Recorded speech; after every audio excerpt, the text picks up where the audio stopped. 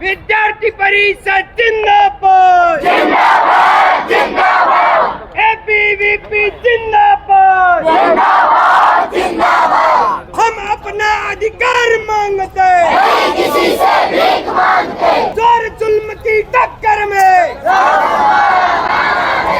मैं इस समय कलेक्ट्रेट कार्यालय में मौजूद हूं और यहां पर आज एबीवीपी के छात्रों ने यहां पर आज धरना प्रदर्शन किया है। क्या मांगे थी आखिर में इन लोगों की, और भारी संख्या में यहां पर पुलिस बल भी मौजूद है। हमारे साथ मौजूद हैं भाई साहब, आज आप लोगों ने धरना प्रदर्शन किया है, क्या आप लोगों की ऐसी मांगे थी? देखिए, हमारी मांगे हमने पूरे हमारे ज्ञापन में लिखी है।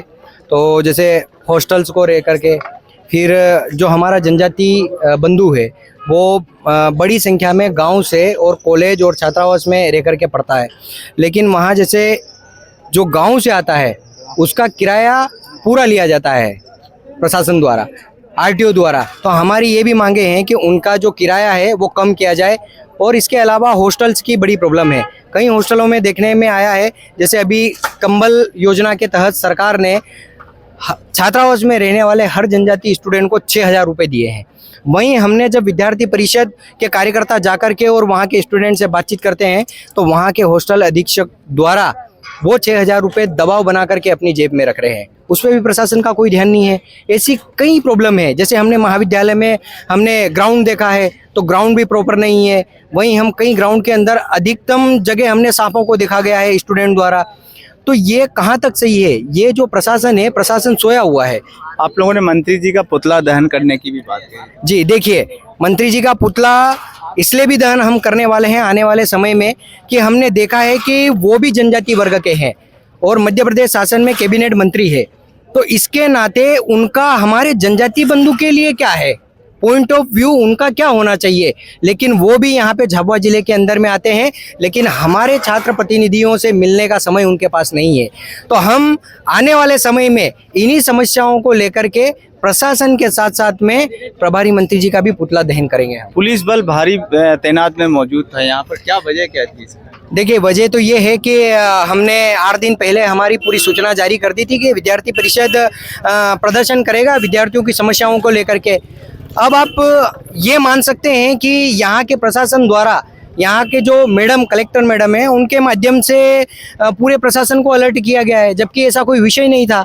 हम तो केवल स्टूडेंट की जो एकेडमिक प्रॉब्लम है, जो उनको वास्तव में समस्या हो रही है, उन समस्याओं को लेकर के केवल और केवल मैडम को अवगत करवाना चाह रहे थे। आप लोगों ने मन में ठान रखा था कि मैडम आएंगे तभी ज्ञापन देंगे। किसको ज्ञापन दिया? जी, हमने यही विचार किया था। और आपने देखा होगा कि हमने बैरिकेड्स के ऊपर क्यों ज्ञापन लगाया है। हमने ज्ञापन इसीलिए लगाया है कि हमने पूरे संकल्पित थे हम कि हमको ज्ञापन को केवल और केवल मैडम को ही देना है।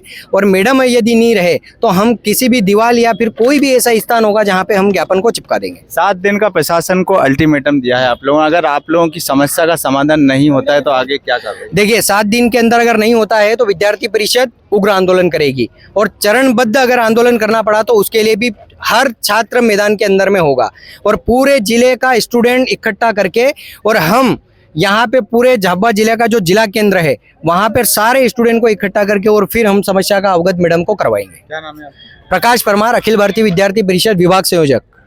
देखिए, आप लोगों ने इन लोगों की समस्या, कई ऐसी जिले की समस्याएं हैं, जैसे खाने से लेके तमाम हॉस्टलों में साफ सफाई से लेके कई ऐसी गंभीर समस्याओं को इन्होंने प्रशासन को अवगत कराया। अब प्रशासन इस पर क्या कार्रवाई करता है देखने में क्या आएगा। अब 7 दिन बाद का जो अल्टीमेटम इन्होंने दिया है उसके बाद प्रशासन क्या कार्रवाई करता है। CB लाइव के साथ मैं हूँ दीपेश प्रजापति।